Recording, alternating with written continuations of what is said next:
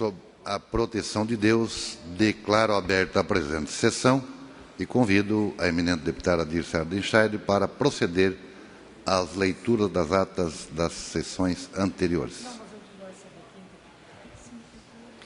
Ata da 102ª sessão ordinária da terceira sessão legislativa da 18ª legislatura da Assembleia Legislativa do Estado de Santa Catarina, realizada em 31 de outubro de 2017, sob a presidência do deputado Silvio Drevik, Kennedy Nunes, Dirce Ardenscheid e Maurício Studilac. Secretárias, deputados Kennedy Nunes, Dirce Ardenscheid e Ana Paula Lima, Maurício Studilac. Às 14 horas do dia 31 de outubro do ano de 2017, nessa cidade de Florianópolis, capital do estado de Santa Catarina, reuniu-se a Assembleia Legislativa em sessão ordinária. Havendo quórum regimental, o senhor presidente declarou abertos os trabalhos e convidou a senhora deputada Ana Paula Lima, terceira secretária, para proceder à leitura das atas das sessões anteriores que, na sequência, foram aprovadas sem restrições. Expediente. O senhor presidente solicitou que se procedesse à distribuição breves comunicações. Ocuparam a tribuna os senhores deputados Ismael dos Santos, João Amin e a senhora deputada Ana Paula Lima. Grande expediente. Nesse horário destinado aos partidos políticos, ocuparam a tribuna os senhores deputados Valdir Kowalkini, PMDB, Kennedy Nunes, PSD, Neudi Sareta, PT, Serafim Venzon, PSDB e Maurício Studilac, pelo Bloco Parlamentar PP-PR-PSB. Ato contínuo, o senhor presidente suspendeu a sessão até às 16 horas. Reaberta a sessão, o senhor presidente adentrou no próximo horário ordem do dia. Foram aprovados em segundo turno o projeto de lei 080/2017, com emenda substitutiva global e subemenda modificativa em turno único. Os projetos de lei 0184/2016, com emenda modificativa e emenda aditiva.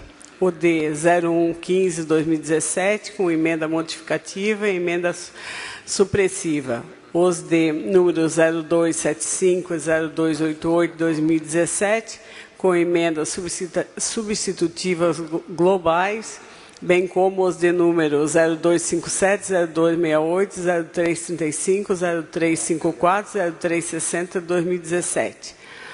Ainda em turno único e após ser discutido pelos senhores deputados Fernando Coruja, Dirceu Dresch e Darcy de Matos, foi aprovada por maioria com votos contrários do senhor deputado Fernando Coruja e Dirceu Dresch.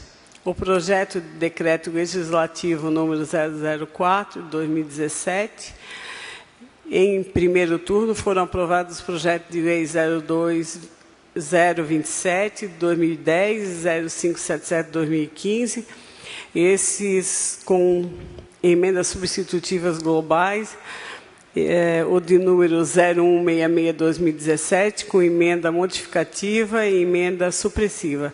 O de número 003/2017, foi retirada pelo autor o projeto de lei 0342/2017. Após ser discutido pelos senhores deputados Natalino Lázari, Dirceu Dresch, Mauro de Nadal, Valdir Kowalkini, Manuel Mota, Fernando Coruja e Darcy de Matos, foi aprovado ex officio e em turno único pelo voto nominal o projeto de lei 0412/2017, totalizando 26 votos sim e um voto não, e nenhuma abstenção. Foram aprovadas as moções 0242 e 0249/2017. Outro sim, o senhor presidente deferiu os requerimentos números 1000 e 1007, de 2017, e comunicou que encaminhará aos destinatários indicações 0758 e 0763, de 2017. Explicações pessoais.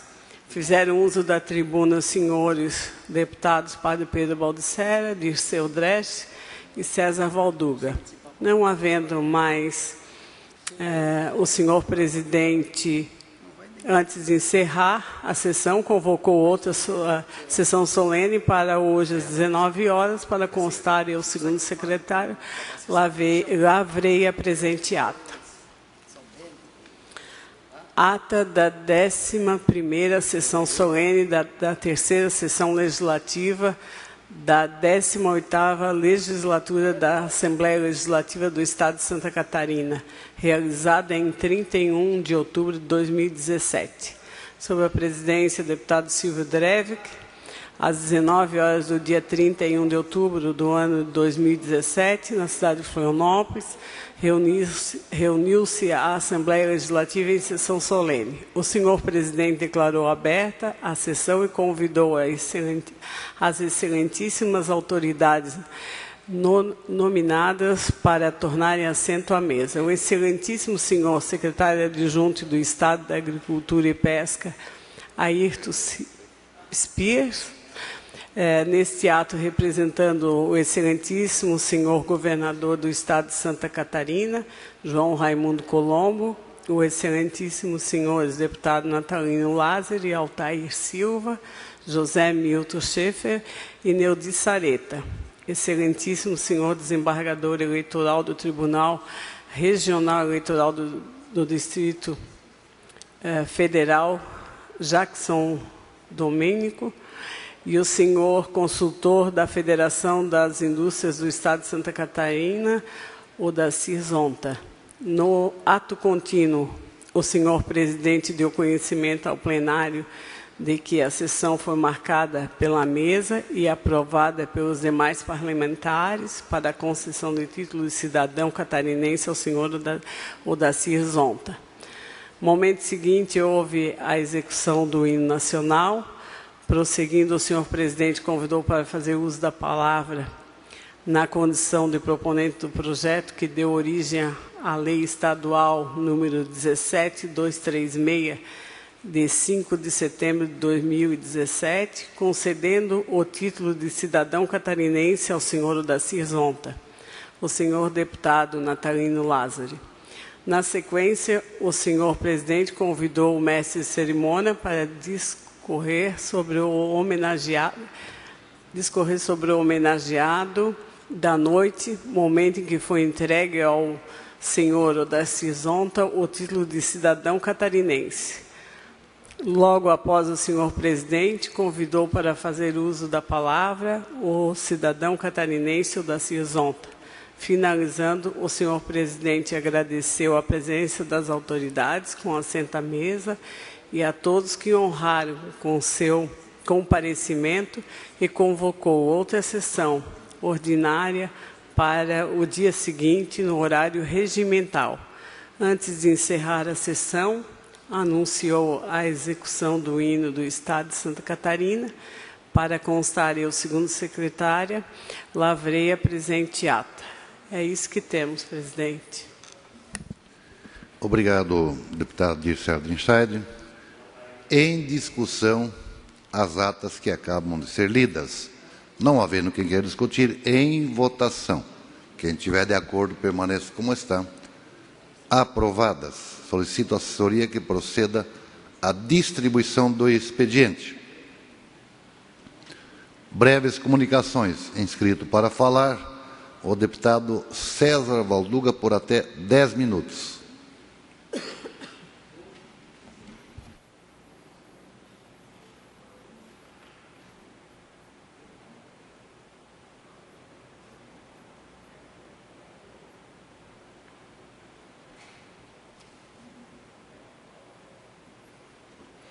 Gostaria de saudar Vossa Excelência, nosso presidente Silvio Drevic, gostaria de saudar todos os senhores deputados, deputada Dirce, saudar a população que nos acompanha via TVAL e também rádio digital. Senhor presidente, venha a essa tribuna para que possamos socializar junto aos pares dessa casa, mas também a população catarinense, de um tema que vai ser, sem dúvida nenhuma, alvo de muito debate, não só aqui, mas em todo o estado de Santa Catarina, e que essa iniciativa poderá até, inclusive, ser uma referência nacional, dado a importância de nós buscarmos a qualidade de vida do nosso povo catarinense, do nosso povo brasileiro, e que todas as nossas ações pertinentes, principalmente na área da saúde, cuja é importante que se faça o debate, mas que as nossas proposições vão além, né, das nossas, inclusive, iniciativas, e que possamos melhorar a qualidade de vida do nosso povo e também da nossa gente.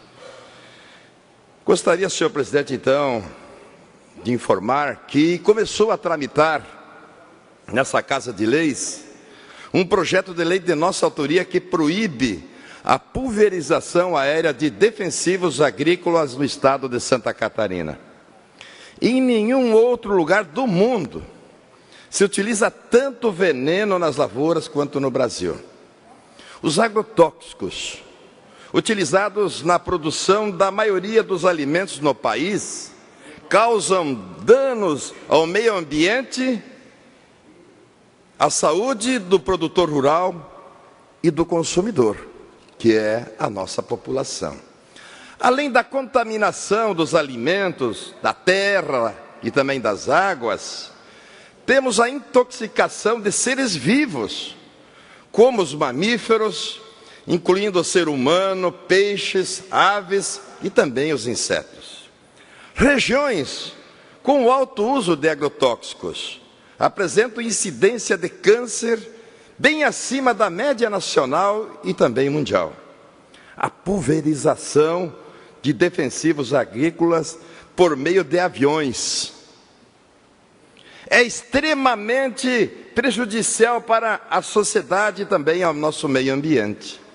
Dados de pesquisas da subcomissão que tratou do tema da Câmara dos Deputados indicam que cerca de 70% do agrotóxico aplicado por avião não atinge o alvo. Olha só, 70% do agrotóxico aplicado por avião não atinge o alvo.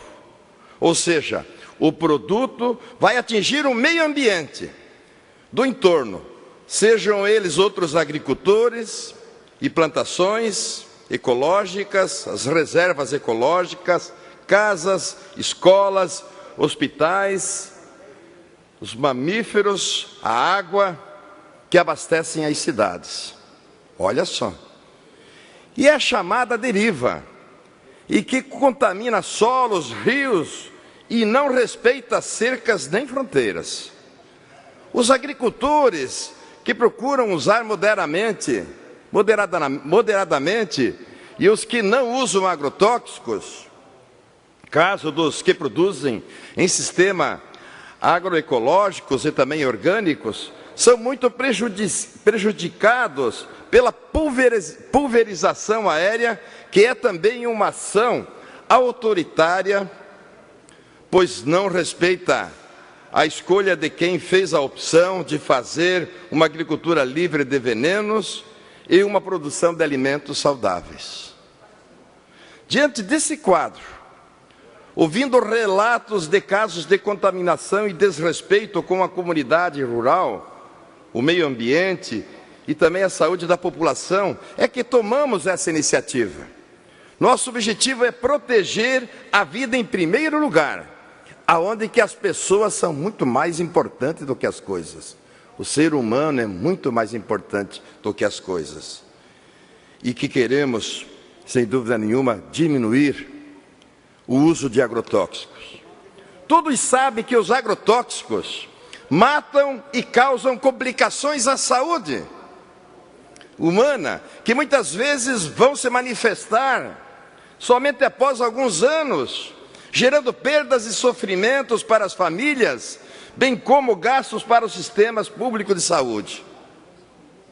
Hoje começa o Novembro Azul. mês dedicado à prevenção do câncer de próstata. E se faz oportuno lembrar, deputado Ismael, que o Instituto Nacional de Câncer publicou um documento informando o uso indiscriminado de agrotóxicos como possíveis causadores de vários tipos de câncer, deputado Ismael. A venda de agrotóxicos no país aumentou 2 bilhões de dólares para 7 bilhões de dólares, isso, dados de 2011. De 2 bilhões para 7 bilhões de dólares em 2011, transformando o Brasil no maior consumidor de agrotóxicos do mundo. Mais de 1 milhão de dólares por ano, ou seja, 5,2 kg por habitante. Isso em 2011. A informação que nós temos é que agora já passa de 7 kg por habitante por ano, deputado Ismael. Mais de 7 kg, né, por habitante por ano. Então, isso assim, acendeu a luz vermelha. Acendeu a luz vermelha no uso excessivo do agrotóxico.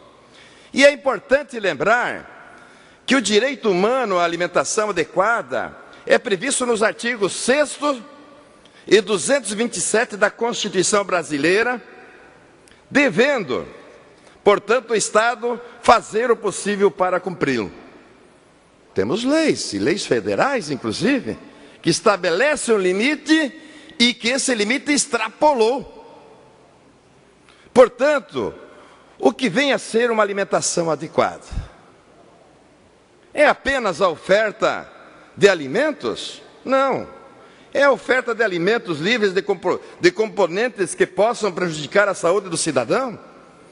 São questões que estão colocadas para nós debater e não podemos nos furtar em hipótese alguma desse debate. Vários agrotóxicos utilizados no Brasil já foram proibidos em outros países e nós aqui estamos fazendo uso. Vários agrotóxicos utilizados no Brasil já foram proibidos em outros países, como é o caso do glifosato, cujo uso é associado à causa de doenças como Alzheimer, o autismo, o câncer, doenças cardiovasculares e deficiências de nutrição. O Brasil insiste nas pulverizações aéreas de agrotóxicos, cuja dispersão contamina não só a plantação, mas o solo, lençóis freáticos e áreas urbanas, além de subir para a atmosfera, com as precipitações que retornam, inclusive, em forma de chuva de agrotóxico. Fenômeno que ocorre em todas as regiões agrícolas. Sabe-se também que menos de 1% das plantas são efetivamente atingidas pela pulverização aérea e que o defensivo se espalha de forma incontrolável ao sabor das correntes de ar, podendo chegar a até 32 quilômetros de distância do local da pulverização. Puxa, é muito grave esse dado. Dados que estamos trazendo aqui. O dano ao meio ambiente é devastador para a própria agricultura comercial, pois a pulverização aérea mata abelhas, borboletas, que são imprescindíveis para a polinização de diversas culturas. Estima-se que cerca de 70% das culturas produzidas pelo ser humano depende desses insetos.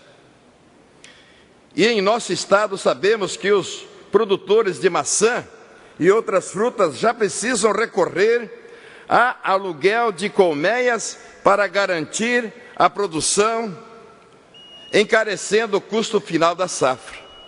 Também não podemos esquecer que a pulverização aérea é responsável pela mortandade de diversos pássaros e animais de pequeno porte, pelos graves efeitos nocivos ao meio ambiente e pela baixa efetividade de seus resultados.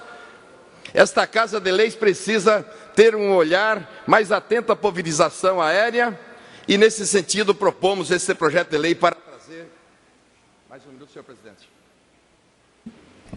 Mais um minuto, deputado. Para trazer o assunto, para trazer como pauta nessa casa, deputado Ismael. É muito grave isso que nós estamos aqui falando. E tenho toda a certeza que nós vamos aqui poder debater, dialogar, deputado Ismael, propor, inclusive, emendas a este nosso projeto, a essa nossa iniciativa, mas que possamos buscar uma resolutividade, mas, acima de tudo, a redução do alto índice de agrotóxico que acontece nas lavouras catarinenses e a valorização do produto da nossa agroecologia. Então, senhor presidente, diante do tempo, quero aqui então manifestar que está tramitando nessa Casa de Leis esse projeto que proíbe a pulverização aérea no estado de Santa Catarina de pesticidas agrotóxicos que vem prejudicando a saúde do nosso povo catarinense. Muito obrigado, senhor presidente. Na sequência, deputado Serafim Venzão. Na sequência, deputado Ismael dos Santos, por até 10 minutos.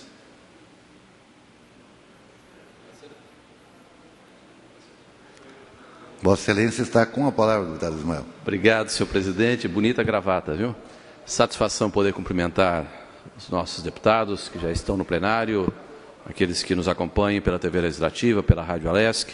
Deputado Valduga, Vossa Excelência que falou com muita legitimidade sobre a questão dos agrotóxicos, Vossa Excelência que é do Oeste Catarinense, eu vou fazer um trocadilho aqui, eu vou falar sobre tóxicos, né?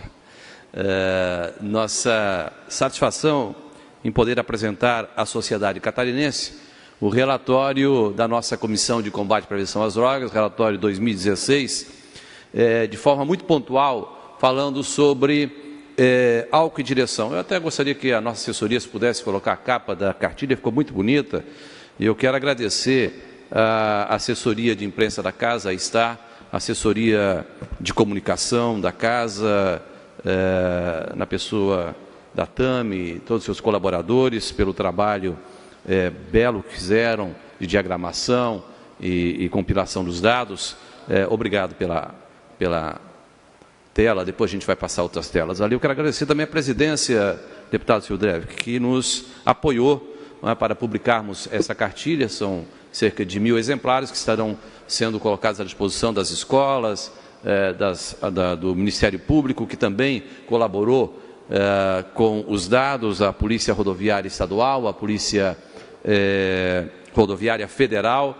Agradeço de forma muito especial a nossa comissão, aos membros, os deputados e os nossos assessores pela catalogação das informações, o devido cruzamento dos dados e também traçando um paralelo com os anos anteriores. E rapidamente eu quero expor esses dados à sociedade catarinense que nos acompanha.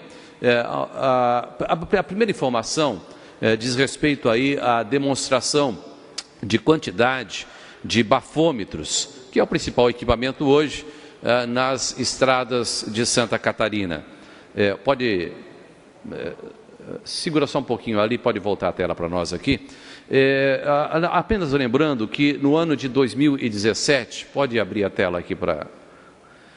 no ano de 2017, nós tivemos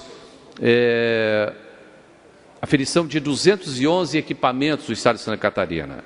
211 equipamentos em 167 municípios, ou melhor, 167 municípios sem bafômetros. Isso é um dado que nos preocupou. Dos 295 municípios de Santa Catarina, 167 não possuem nenhum equipamento de bafômetro. Os 211 equipamentos que nós temos à disposição estão assim distribuídos na Polícia Militar Rodoviária 128 equipamentos, na Polícia Rodoviária Federal 147 e os demais equipamentos de bafômetro com agentes municipais de trânsito em diferentes municípios do estado de Santa Catarina. Portanto, um dado também preocupante, mais de 160 municípios sem qualquer condições de medição via bafômetro, o fazem quando tem parceria de outros municípios ou de outras corporações.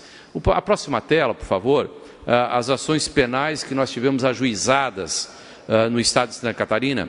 Nós temos um paralelo de 2013 a 2016, foram 25.557 casos de ações penais ajuizadas, e no ano de 2016, de forma específica, 3.622 casos. E aí, nós temos as seguintes informações.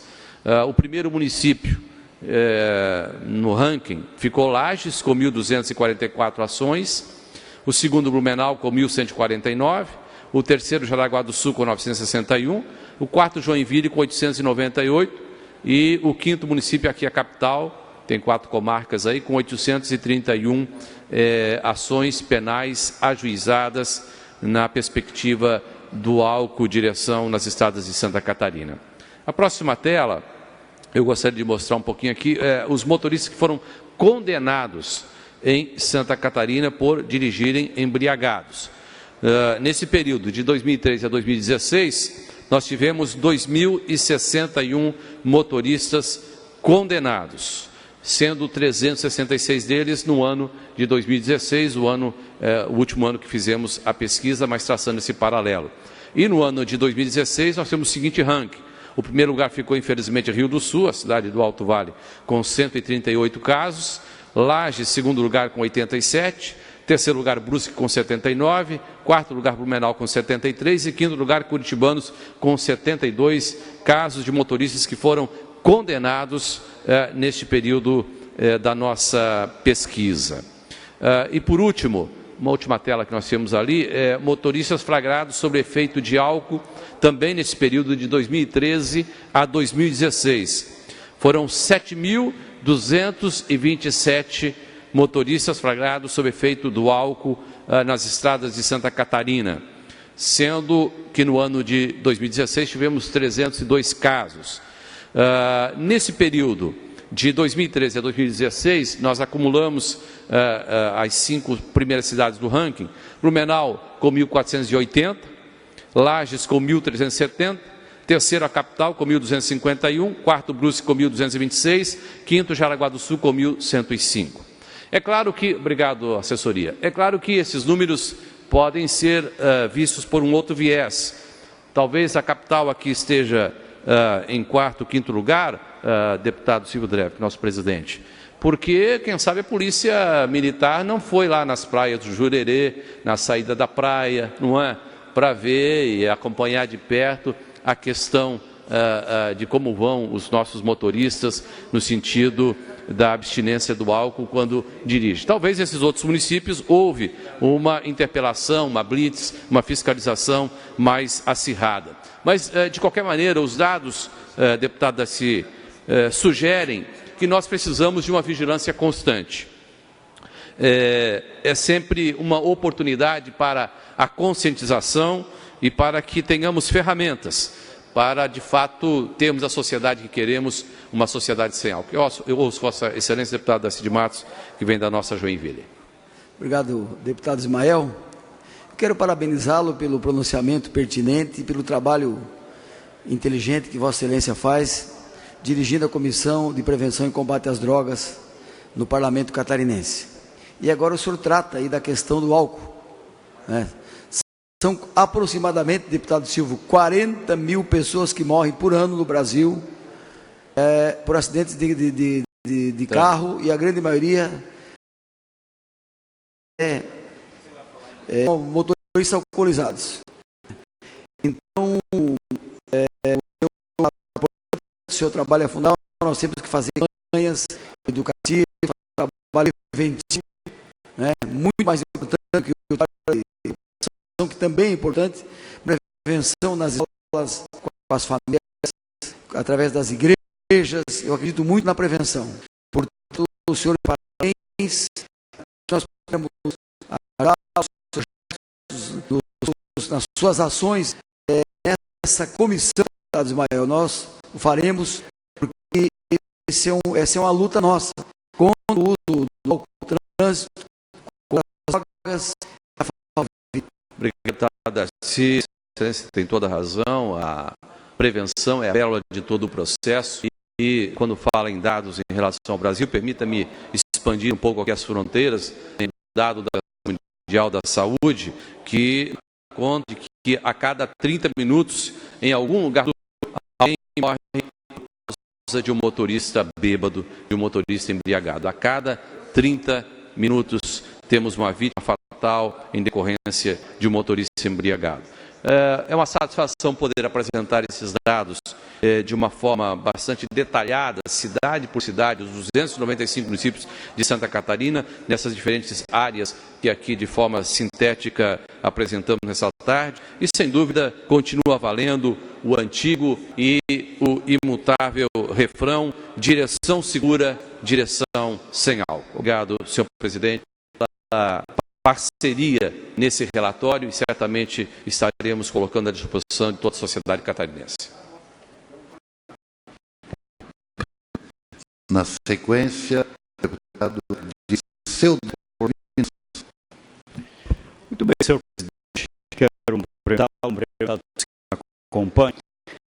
Eu faço registro que há pouco no meu gabinete, comissão de lideranças e vereadores do município de Balneário Pissarras, um município importante da região de praticamente do deputado Gonçalves Pissarras, e um grande apelo a esta casa. Vão ter audiência com a Secretaria de Segurança Pública daqui a pouco, e lá depois é um problema seríssimo na segurança pública. O plano da polícia é que o espaço é de situação caindo os pedaços. E gente para trabalhar. Da polícia,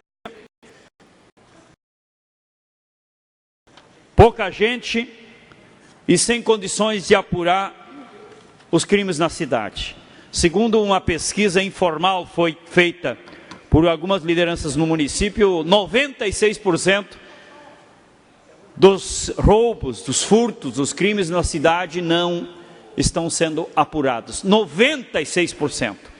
Então, por isso, estamos fazendo aqui um apelo à Secretaria de Segurança Pública do Estado, um reforço de policiais, do efetivo de policiais militares, para o município de Balneário Pissarras, e também a criação e instalação no município de um pelotão de patrulhamento tático, a fim de desenvolver ações e operações no campo da segurança pública. A Câmara de Vereadores, inclusive, tem uma comissão de segurança pública, que é composta pelo presidente da comissão, o Maurino da Cunha, o relator, o vereador Pedro Antônio Pera, o membro, e também o Ademar de Oliveira, vereador. Então, eu disse para os vereadores que eu ia levantar este tema aqui na tribuna, trazer isso para cá, deputado, porque o município se sente numa insegurança e a criminalidade aumentando demais. Então, quero cumprimentar todos os vereadores, cobrar da Secretaria de Segurança Pública do Estado, que precisa, com certeza, dar conta desses grandes desafios que os nossos municípios têm aí. A sociedade paga seus impostos e tem o direito de receber o atendimento. Eu quero, senhor presidente, trazer aqui a essa tribuna um assunto novamente que me deixa muito impactado os últimos dias. E estamos com certeza de luto, porque na sexta-feira aconteceu um fato marcante que os grandes meios de comunicação não estão divulgando, ou estão divulgando muito pouco, que é a entrega da primeira parte a preço de banana ou até menos do nosso pré-sal. Esta riqueza extraordinária, e eu li uma reportagem do engenheiro que identificou na época na Petrobras, durante o governo do presidente Lula, o pré-sal, que era esta grande riqueza para trazer mais dignidade para o povo brasileiro e melhorar a vida do Brasil. E a gente vê o governo do golpe, que faz parte dessa estratégia, a entrega do patrimônio nacional. A perca da soberania nacional do nosso país. Isso, para mim, é um momento de profunda tristeza, um momento de profunda revolta, ver, infelizmente, o que estão fazendo com o nosso querido Brasil e o que está acontecendo com o povo brasileiro. As medidas que estão sendo tomadas, uma mais cruel que a outra.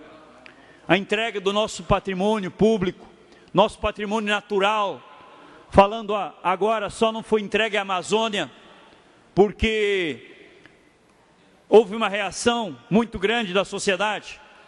Não foi feita a destruição da Previdência Pública ainda, que ainda é um pacote que o Temer prometeu para os grandes bancos nacionais e internacionais, que ele não está conseguindo entregar, porque a sociedade está tendo reação. Isso é muito importante.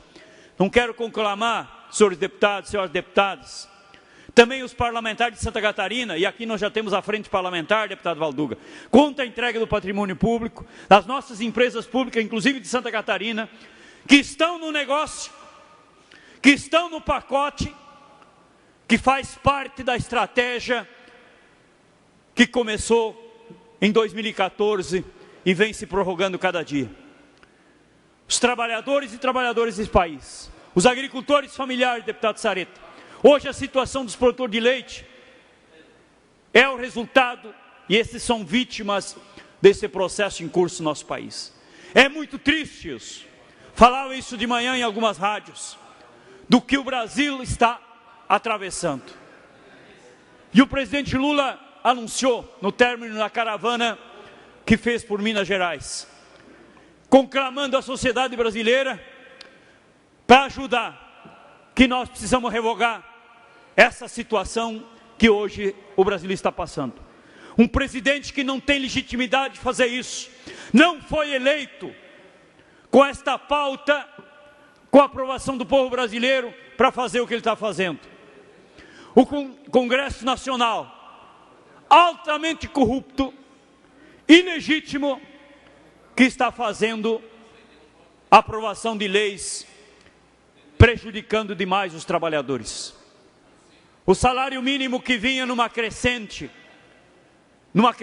de aumento acima da inflação, nos últimos 12 anos, em praticamente 80% acima da inflação, do reajuste do salário mínimo no Brasil.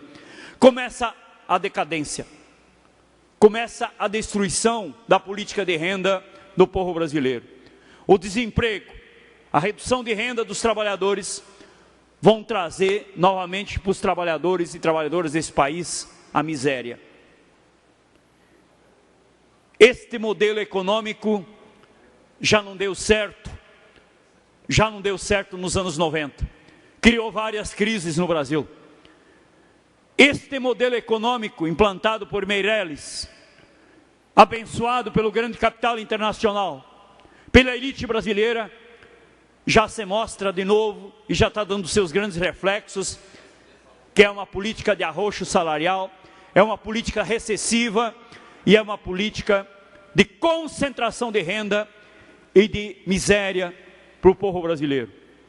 Então nós vamos continuar denunciando esta situação e os trabalhadores continuam debatendo, continuam não aprovando essas medidas. Tanto é que este presidente que lá está fazendo estrago para o país hoje, que vai com certeza ter reflexos para décadas e décadas para frente, este presidente não tem aprovação da sociedade, e a última pesquisa mostra isso de novo, com mais de 90% da rejeição da população brasileira.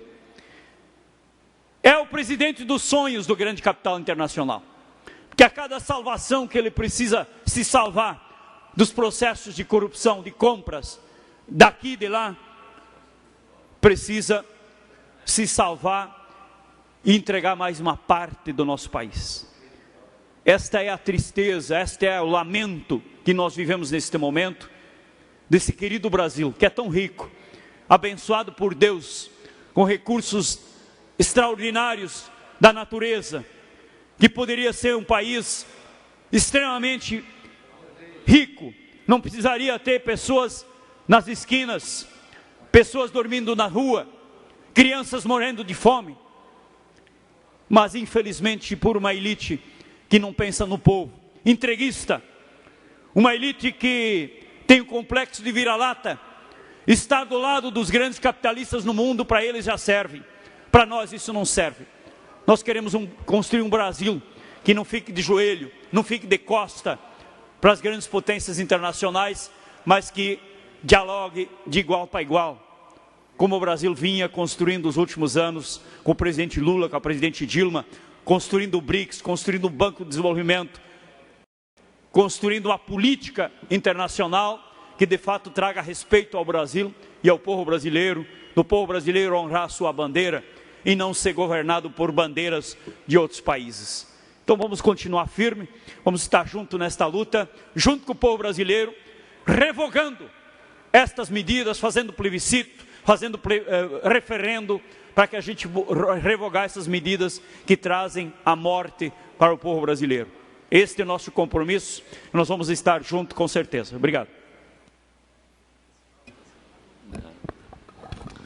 Fim das breves comunicações. Entramos ao horário dos partidos. O primeiro, o PSDB. Não havendo interesse, o Partido dos Trabalhadores. Deputado Neudi Sareta, com a palavra por 7 minutos.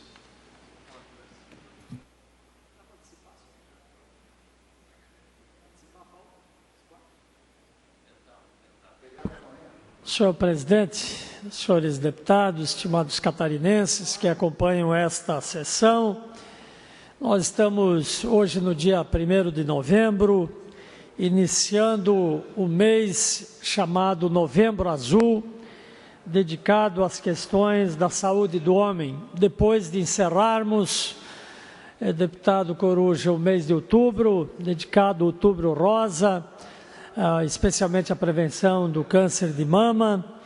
Encerramos, inclusive, fazendo ontem uma grande audiência pública aqui, também tratando dos serviços de enfermagem, ou seja, foi um mês que procuramos também com uma série de ações aqui, marcar esse mês importante de outubro. E agora, no mês de novembro, mês dedicado à saúde do homem, Novembro Azul.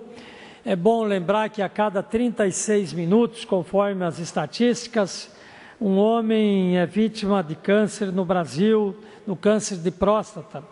Segundo dados do Ministério de Saúde, 14.484 homens morreram em decorrência da doença no país. Por exemplo, esse dado é mais atualizado do ano de 2015. E isso nós sabemos que a necessidade de diagnosticar precocemente esse tipo de câncer, que é o mais comum entre os homens aqui no Brasil, é um dos objetivos desta campanha Novembro Azul. Por isso nós esperamos que os órgãos do governo, as secretarias de saúde municipais, estadual, Ministério da Saúde, possam aproveitar bastante esse mês para fazer ações de conscientização, de alerta sobre a importância também dos exames, sobre a importância da divulgação desta prevenção e dos cuidados que deva se ter, mas também que o governo aproveite esse mês para revisar também a sua ação junto à área da saúde, uma vez que nós continuamos aqui com muita gente ainda esperando exames, em filas, as cirurgias eletivas aguardando, pessoas que precisam de medicamento e nem sempre sendo atendidos. Então, que o Novembro Azul seja um novembro de referência, de conscientização realmente sobre a questão da saúde do homem e que possa se fazer ações governamentais voltados então para a saúde do homem. Eu queria também fazer um registro, senhor presidente. Hoje a Secretaria de Saúde do Estado disse que vai, pelo menos está dizendo na imprensa, que vai disponibilizar um link para a lista de espera, das famosas listas de espera do SUS.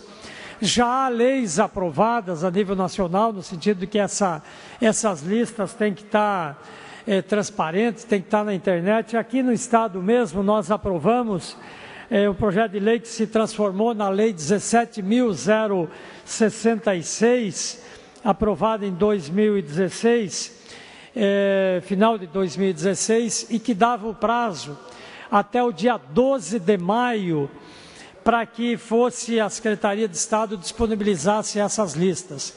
Esse prazo não foi cumprido, a Secretaria pediu mais prazos, argumentou que até o final de outubro colocaria essa lista em divulgação, e na imprensa que nós vimos aqui nessa data de hoje, 1º de novembro, há uma informação de que a Secretaria estaria disponibilizando a partir de hoje esses links. Então nós esperamos que isso de fato se concretize, para que a gente possa não só ter o cumprimento, deputado Agostini, não só o cumprimento dessa lei, que Vossa Excelência foi um defensor, se eu não me engano a origem é do deputado Aguiar, mas que foi aprovada aqui por nós todas, fizemos inclusive lá na Comissão de Saúde, deputado Obbs, uma audiência específica, uma audiência pública, para debatê-la. Então, não só para cumprir a lei, mas para, de fato, tornar estas listas mais transparentes, para que as secretarias municipais de saúde, inclusive, também possam acompanhar o trâmite, os pacientes saberem da sua colocação na lista, para que não haja também nenhum tipo de burla a essa lista e que ela possa, de fato, ir andando, e é claro que nós queremos que ande o quanto antes possível. Então, senhor presidente, queria marcar esse dia 1º de novembro, que é o Novembro Azul, me referindo a esses dois temas. Primeiro, a questão do Novembro Azul, da conscientização da saúde do homem, e também esta questão agora dessa possibilidade de fato, a lei estar sendo cumprida aqui em Santa Catarina, a partir agora desse dia 1º, e termos disponibilizado as listas de espera do SUS também, conforme é determinado, de forma pública, para que possamos acompanhar. Então, eu queria deixar esses registros nesse horário. Obrigado, senhor presidente. Na sequência, o PCdoB por 5 minutos. Deputado César Valduga abdica. O PSD abdica. Bloco Parlamentar não abdica, não? Deputado líder do governo, Darcy de Matos, com a palavra, por até 13 minutos. Longo tempo.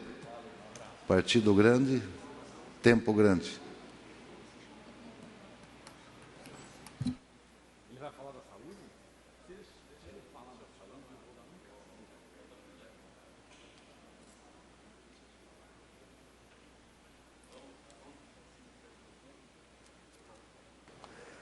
Senhor presidente, eminente deputado Silvio Drevik, deputado Ismael, pastor, escritor, presidente da Comissão de Prevenção e Combate às Drogas, deputado Milton, deputado Jean, deputado Salvaro, deputado e professor Coruja, senhores deputados, deputadas, telespectadores da TVAL, ouvintes da Rádio Digital. Presidente Silvio, talvez sobre esse tema que ele deveria falar, seria Vossa Excelência, que é alemão, luterano, deputado Jean também, deputado Milton Obbs, Aldo, mas eu, por morar na cidade de Joinville, e por ser a cidade de Joinville a cidade no Brasil que tem o maior número de luteranos, eu não poderia deixar, deputado Jean Kuma, deputado Ismael, o senhor que é um açoriano ali da Blumenauense, mas é um caboclo, de boa cepa, evangélico, pastor, ontem usou a tribuna fazendo referência aos 500 anos de Martim Lutero. Eu não poderia escrever um artigo no Jornal Notícias sobre esse tema, e também não poderia deixar de afirmar aqui, senhor presidente, que tive a honra de ser portador de uma sugestão de alguns pastores da cidade de Joinville, e eu sou autor da Lei 14.932, de 27 de outubro de 2009, que coloca o dia da reforma, 31 de outubro, no calendário cívico-cultural do Estado de Santa Catarina. Esse assunto é muito importante, deputado Jean, porque, como disse no artigo, algumas pessoas, deputado Ismael, marcam a história do nosso município, outras do nosso estado, outras do Brasil e outras do mundo. Para marcar a história mundial, deputado Coruja, tem que ser alguém de grande personalidade e com grandes ideias.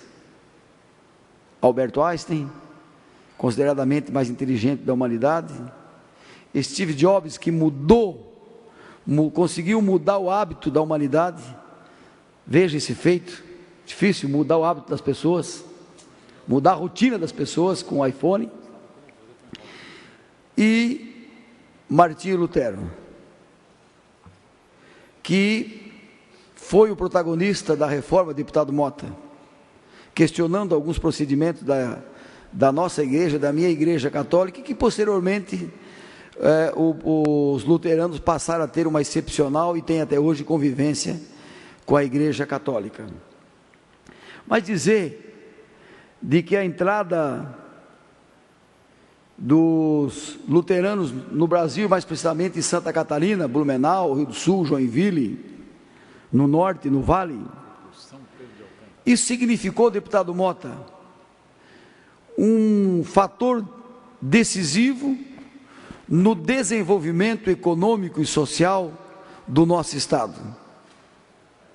Não só na questão tecnológica, que trouxeram as técnicas, as metodologias, o empreendedorismo, o pragmatismo da Europa, mas porque Martinho Lutero defendia que os dois pilares fundamentais para a consolidação da fé eram exatamente a educação e a assistência social.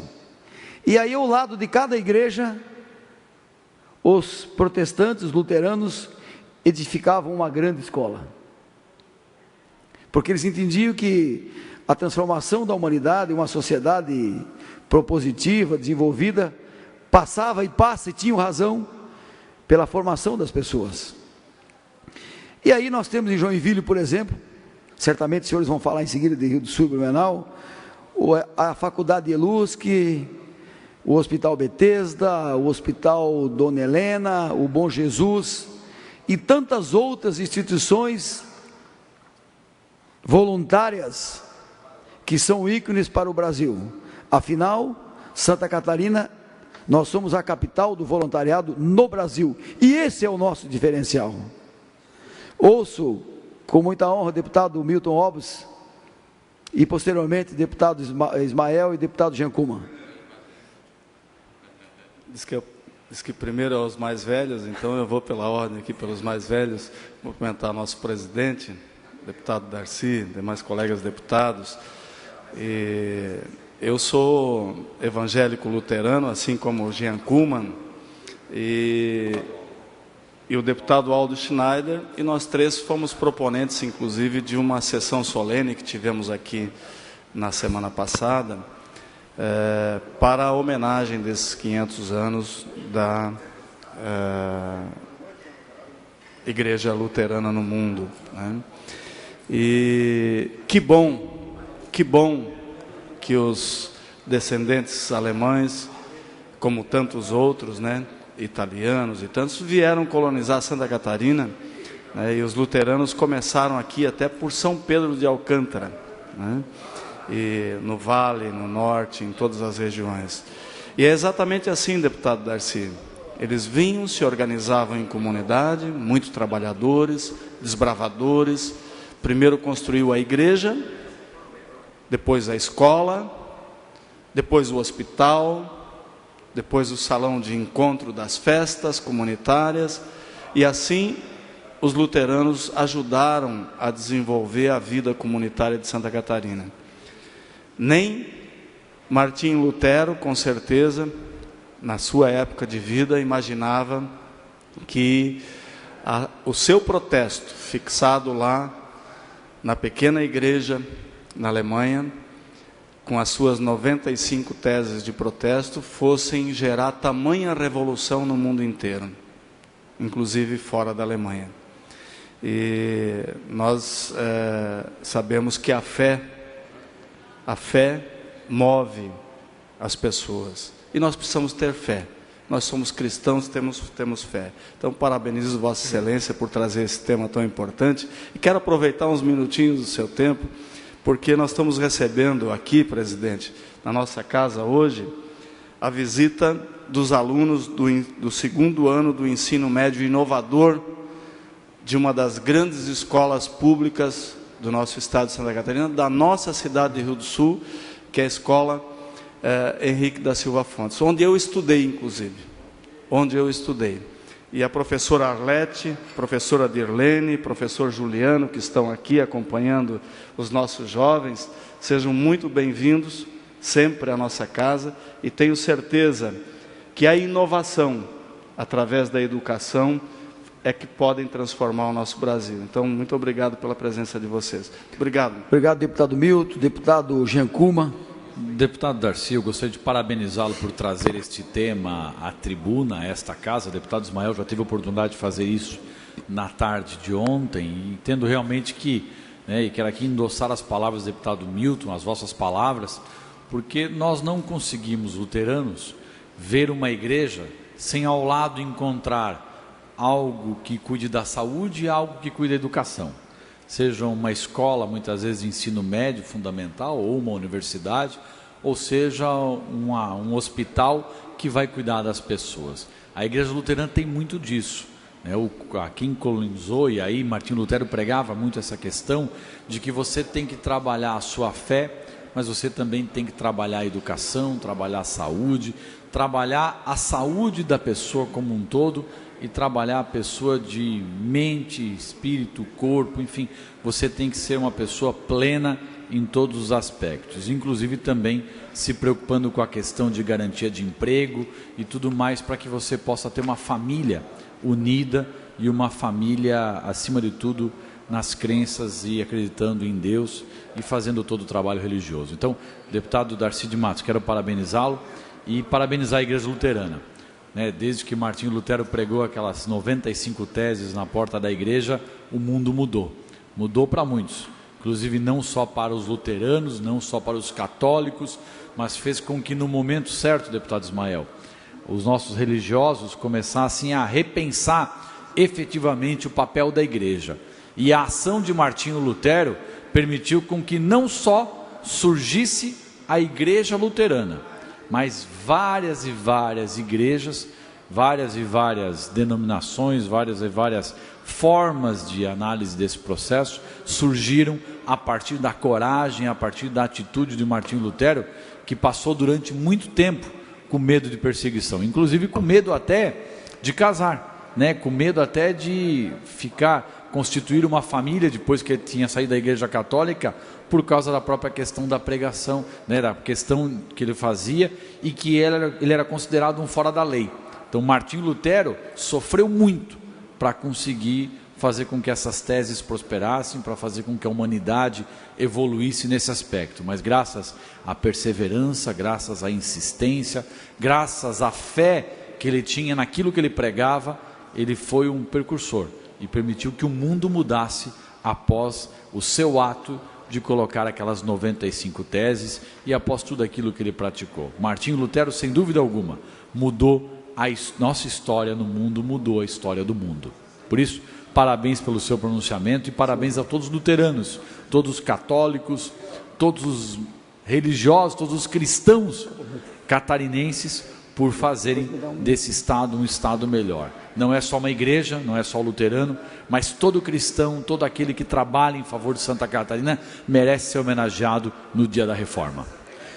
Deputado Ismael, por favor. Obrigado, deputado Darcy. Li com muita atenção seu artigo publicado hoje no Diário Catarinense, parabéns.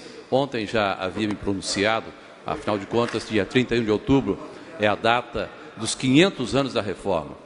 E é um dia para nós refletirmos na ruptura.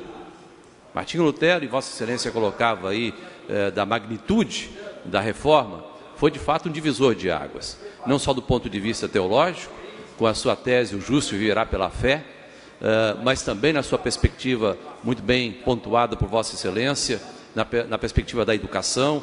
Foi ele que trouxe para o mundo ocidental as primeiras escolas mistas, por exemplo. Meninos e meninas, as meninas não tinham acesso à escola. Foi a partir de Lutero que isso aconteceu. Mais do que isso, a página impressa com Gutenberg, a Bíblia sendo traduzida para a linguagem nativa, no caso a linguagem alemã, e depois por toda a Europa. E o nascimento das grandes nações europeias. Citava aqui a própria Alemanha, 30% luteranos, a Suécia, a Suíça, a Holanda, a Finlândia, países que nasceram sob a égide da Reforma, e mais recentemente o próprio Estados Unidos e o Canadá. E chegando essa influência até nós aqui no Brasil. Parabéns pela sua intervenção. Obrigado, deputado Ismael. Se o presidente me conceder mais um minuto. Pois não. Obrigado, senhor presidente.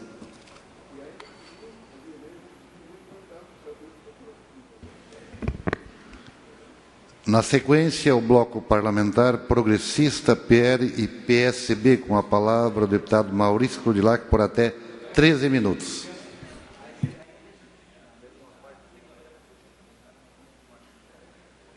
Obrigado, senhor presidente, senhores deputados. Atendo aí um pedido do deputado Darcy de Matos, que não pôde concluir o seu pensamento, fica à disposição. Obrigado, querido amigo, deputado Maurício Crudilac. Só quero concluir o pensamento do deputado Silvio Drevik. O senhor que é de uma cidade empreendedora, São Bento do Sul. Além da contribuição que Martinho Lutero deu, deputado Titon, da questão da educação, da importância da educação, da importância da ciência social,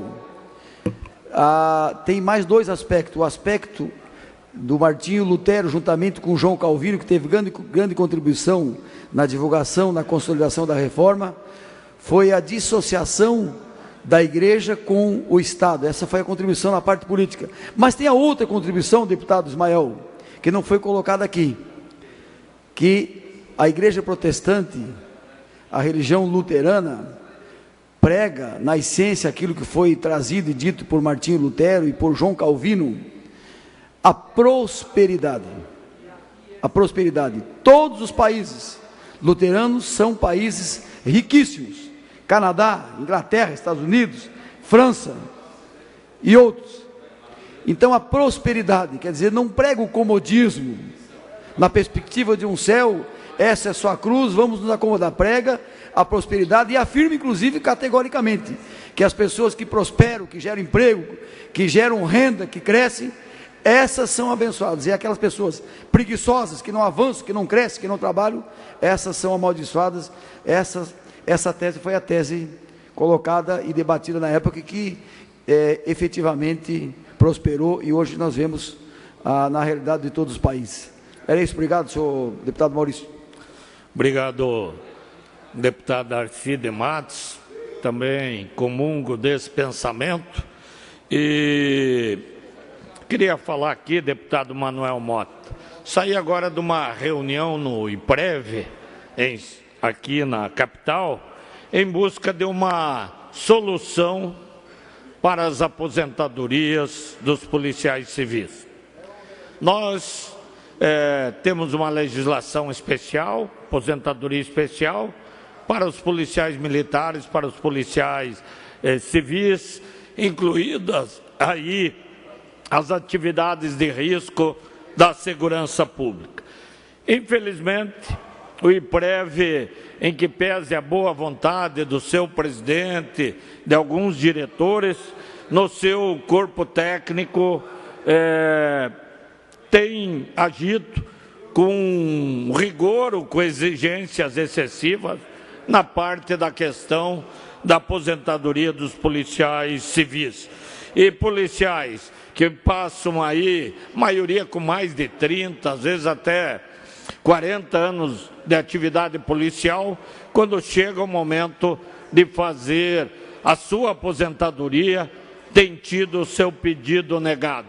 E isso causa um desconforto, um transtorno, estresse, para os policiais, para os seus familiares e, infelizmente, o governo do Estado tem silenciado a esse respeito, a Procuradoria-Geral tem batido de frente e, em que pese já diversos julgados, há sempre o recurso por parte do governo do Estado de Santa Catarina. O Tribunal de Justiça de Santa Catarina julgou algumas ações, entendeu que as emendas constitucionais posteriores a essa legislação respeitam o direito à aposentadoria especial. A Procuradoria insistiu no recurso e hoje essa situação não está resolvida com uma liminar suspendendo temporariamente as aposentadorias. Então, isso é lamentável e o governo precisa adotar uma providência sob pena de trazer mais descontentamento à categoria policial civil, que está com mais de 1.300 promoções paradas, enquanto as outras categorias têm recebido, e também a aposentadoria, que foi uma lei, deputado Titon, encaminhada a essa Assembleia em 2006 pelo governador Luiz Henrique da Silveira, e dando a mesma garantia que a lei federal já dava aos policiais.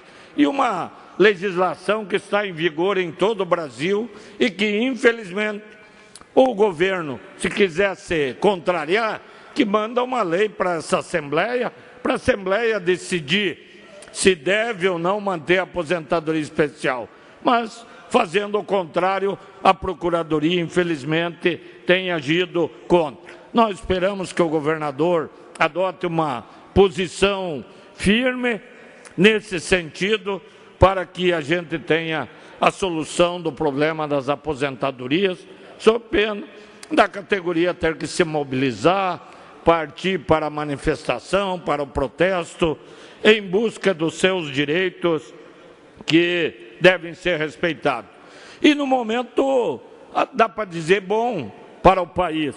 Eu lia ontem um comentário onde o Carlos José Marques, da revista Isto É, falava do bom momento que o Brasil está vivendo em termos de economia. Então, a economia de Santa Catarina está boa. É só ver aí que toda hora nós estamos comemorando índices, números que mostram que a economia está num bom patamar, em que pese essa vergonhosa crise política que assola o país. Felizmente, a crise política não tem atingido os números da economia. Então, quando Santa Catarina diz que está funcionando, está, sim, pela sua economia, pela sua indústria, pelo seu emprego e pelo trabalho. E aqui, nesse comentário, ele diz, é fato que os indicadores atestam, a economia melhorou e muito em um ano, após longa fase no purgatório, desandando sob a batuta da senhora Dilma e companhia, um alívio sentido no bolso e na rotina da maioria, é agora o que estamos vendo. A chave de ouro que consolida o novo ciclo, a sinalização definitiva, foi a volta às compras do consumidor de baixa renda, justamente aquele mais castigado pela tormenta de equívocos econômicos da mandatária petista. O retorno desse público-alvo, que vem de carona na perspectiva de melhora da renda e da queda do custo de vida, faz a festa da produção. Mercadorias básicas passaram a ser procuradas em um ritmo não registrado há muito tempo. No varejo, televisores, celulares, máquinas de lavar, geladeiras, para ficar apenas em alguns exemplos, vivem uma primavera de vendas e apontam para uma temporada de Natal extremamente promissora. O Brasil está em curso de recuperação e disso nenhum analista duvida.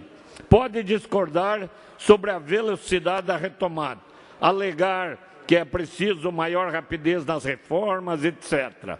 Mas ninguém, em sã consciência, diante dos indicadores que aparecem dia a dia, com frequência animadora, seria inábil ao ponto de falar em paralisia ou retrocesso no mercado. No comparativo direto entre o que o Brasil vivia nos estertores da gestão Dilma e o que experimenta agora, mesmo em plena fase de turbulência política, os números são espantosos. Em maio do ano passado, o país cravava uma inflação anualizada da ordem de 9,28%. Em setembro último, esse indicador, considerando os 12 meses até então, fixava em 2,46% de inflação acumulada, ou seja, menos 6,82% no comparativo. Então, a inflação caindo drasticamente. Colocado de outra maneira, é como se a inflação atual fosse ao menos 3 vezes menor que a praticada na gestão anterior. Uma virada e tanto, e esse, sempre é bom lembrar, se trata do maior e mais implacável imposto a pesar na conta do brasileiro, que não tem como fugir dele. Na mesma atuada, os juros recuaram de 14,25% ao ano para 8,25%. Hoje eu vi uma notícia, parece que baixou para em torno de 6%. Baixa de 6%. Especialistas reclamam que essa diminuição deveria ter sido bem mais acentuada. De todo modo, já é alguma coisa. A direção de queda está tomada e o Banco Central não dá sinais de mudança de rumo nesse tocante. A produção industrial, por sua vez, foi do inferno ao paraíso. Somente entre janeiro e maio de 2016, nos derradeiros meses de Dilma, o setor anotava índice negativo de 9,8%. No acumulado de janeiro a julho do corrente, a flecha ou ao contrário, está apontando 0,8% de crescimento no período, quase 10% de mudança. O setor de veículos aparece como protagonista da mais retumbante guinada dos resultados industriais. Saiu de um patamar de 24,3 negativos, janeiro a maio de 2016, para 25,5 positivos, no acumulado janeiro a agosto de 2017. Se havia alguma desconfiança de que a reviravolta não era consistente, esse movimento da atividade automobilística tratou de dissipar. E o que dizer da safra de grãos, principal motor do cinturão verde nacional? O número alcançado nas lavouras evoluiu de 184,7 milhões de toneladas em 2016 para uma estimativa da ordem de 242,1 milhões de toneladas neste ano. Um incremento de mais de 50 milhões de toneladas, capaz de alimentar países inteiros. A Bolsa de Valores também seguiu a onda de otimismo. Às vésperas do impeachment, em maio de 2016, oscilava na faixa de 57,9 pontos, alcançou agora 74,3 mil pontos em setembro passado e deve continuar subindo. O produto interno bruto, PIB, variou de 5,4 negativos no primeiro trimestre de 2015 e 2016 e cravou 0,3 positivos no comparativo do segundo trimestre de 2017. A balança comercial foi de 19,6 bilhões para 48,1 bilhões. Não vou conseguir terminar o texto, mas é para ter otimismo com o caminho que o Brasil segue, apesar da crise política. Na sequência, o PMDB, Deputado Manuel Mota, com a palavra por até 15 minutos.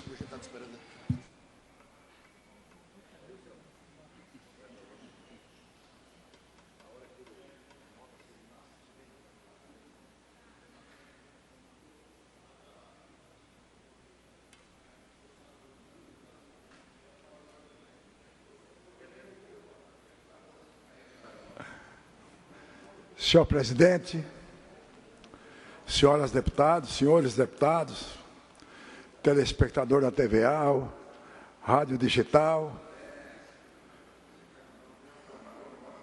aqueles que visitam o parlamento da tarde de hoje, prestigiando nosso parlamento, eu gostaria de entrar num tema que foi muito comentado ao longo do tempo. Essa casa deu uma resposta ao longo do tempo. Se chamava, eu que viajei muito nessas estradas, os tal de pardal, que colocavam escondido nas estradas, nas árvores, multava de tudo que era jeito. Valia, não valia, mas foi um negócio que chamava muita atenção. Era na minha concepção, era uma forma de fazer receita, de arrecadar dinheiro. E aí, o Paulinho Bornhausen era deputado, fez um projeto para acabar com os pardais. Eu me lembro como agora, nós aprovamos, e depois houve, não sei o que houve, o governador Esperidão Amin vetou, e nós aqui, aí ele não teve interesse de derrubar o veto, mas nós aqui tivemos uma habilidade, né? E derrubamos o veto e mantivemos os pardais fora de Santa Catarina. Não tem mais aqueles pardais escondidos nas matas, nos eucaliptos, que tinha em tudo que era canto nos estados, fazendo receita, cobrando multa e etc. Então, naquela época, nós conseguimos aqui tirar os tal os pardais que criavam os problemas para os motoristas sem que eles tivessem a mínima condições, não tinha placa e os carros não tinham como se defender. Porque se tivesse uma placa, tivesse chamando a atenção, tem pardal aí na frente, não tinha nada. Quando ele via, ele estava multado. Depois criaram o redutor de velocidade, feito de concreto, nas SC em Santa Catarina. Serviu muito, ajudou muito esse redutor de velocidade. Foi criado em todo o estado, redutor de velocidade. Era no meio da SC, aquele murão de concreto, era o redutor de velocidade.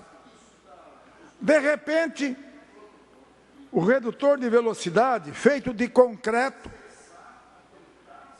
no meio da pista, passou a ser desativado. Passou a ser desativado. Esses redutores de concreto não estão mais ativados. Há muito tempo. E o que é que está acontecendo hoje com esse redutor? Matando pessoas.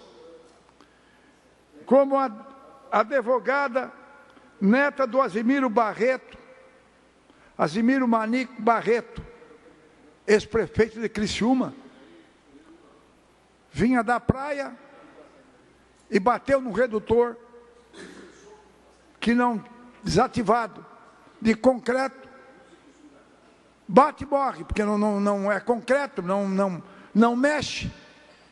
Quer dizer, e como ela, outros e vários já morreram e estão morrendo. Então eu queria fazer um apelo ao DEINFRA. Coloque a sua equipe de trabalho a acabar com esses redutores que não estão servindo para nada. Tira das pistas, que estão matando pessoas. Uma advogada, uma menina, morre num redutor desse. E aí, é uma vida que se foi. Mas como ela, morreu outro, e outros, e outros, e outros. Na nossa região já é o 5º que morreu. E aí agora, nós estamos fazendo um apelo para que o DEINFRA coloque em prática uma equipe para remover esses redutores que hoje estão totalmente desativados. É um concreto no meio da pista. Só serve para isso, para baterem e morrerem. Se fosse para garantia, se fosse para reduzir velocidade, tudo bem. Mas está desativado, ele não serve para nada. Então é preciso sim que o DEINFRA tome as medidas necessárias para que não aconteça, como aconteceu nesse final de semana, uma menina de 30 anos, uma advogada, morreu no redutor desse, num acidente, lamentavelmente, uma filha do ex-prefeito de Criciúma, Asimiro Manique Barreto. Então eu acho que nós aqui no parlamento temos que ajudar a contribuir. É preciso sim que os motoristas sim respeitem a velocidade. É preciso que respeite o pedestre. É preciso que nós tenhamos muito cuidado com tudo. Mas nós não podemos ter aquilo que é um risco para o motorista. Aquilo que é um risco de vida para as pessoas. E esses muros de concreto que estão desativados é um risco de vida para as pessoas. Por isso que eu estou aqui nesse instante, fazendo um apelo para que o DEINFRA mobilize a sua equipe para que retire das SC toda essa estrutura que não serve para nada hoje, a não ser para matar pessoas. A não ser para matar pessoas. Se for para colocar alguma ação para reduzir velocidade, tudo bem. Mas não é. Porque eles estão totalmente desativados. Eles não servem para nada hoje, para nada. Então estão servindo para isso, para acidente, para batida de carro, para morte. E aí tenho que chamar a atenção, né, a toda a equipe do DEINFRA, a equipe que coordena essas ações, para que não precise mais nós perder pessoas, como essa jovem, menina ainda, advogada que preparou-se para uma missão e que não conseguiu a sua missão porque perdeu a sua vida, né? Fosse um acidente normal, mas não foi um acidente normal, porque estava lá uma estrutura de cimento sem servir para nada no meio da pista. E nós esperamos que o DEINFRA, a partir de semana que vem, faça o planejamento e comece a tirar essa estrutura que estão só dando problema, criando problema na SC. Eu sempre ajudei bastante a recuperação de estrada. Sempre ajudei as garantias para a segurança nas estradas e nas rodovias. Eu viajei muito ao longo da minha vida e sei que as altas velocidades é risco de vida. As altas velocidades é o risco de vida para a gente e para aquele outro que veio ao contrário. Agora, não é ter um redutor de velocidade que não serve para nada hoje, desativado, no meio da pista, que vai trazer essa segurança. Ao contrário, está trazendo e levando vidas embora, que aí é uma preocupação que chama atenção e a gente tem que chamar atenção. E eu sou obrigado a dizer que, enquanto esses redutores não saírem das pistas, eu irei de toda semana vir à tribuna para poder chamar atenção. E agora eu estou com bastante calma, pedindo para que o DEINFRA tome essas medidas para que nós não tenhamos mais vidas mortas em cima das rodovias. Em cima das rodovias. Então, isso, né, é um apelo que eu estou fazendo ao DEINFRA, que eu sei que tem uma equipe extraordinária. O Agostinho é o presidente, é o homem atuante.